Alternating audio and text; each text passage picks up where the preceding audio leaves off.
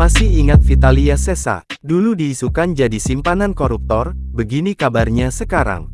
Vitalia Sesa merupakan penyanyi sekaligus model majalah dewasa asal Indonesia.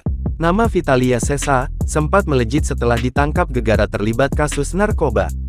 Bahkan dulu, Vitalia Sesa memiliki gaya hidup mewah lantaran memiliki kekasih pejabat korup punya banyak uang.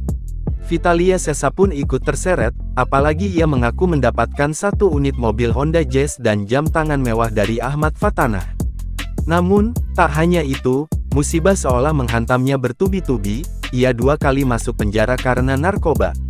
Namun kini dirinya telah bebas. Setelah bebas, nama Vitalia Sesa seakan hilang dari hadapan publik. Lantas bagaimana ia kabarnya sekarang? Lama tak tersorot, penampilan dan wajahnya masih tampak cantik dan awet muda seperti dulu.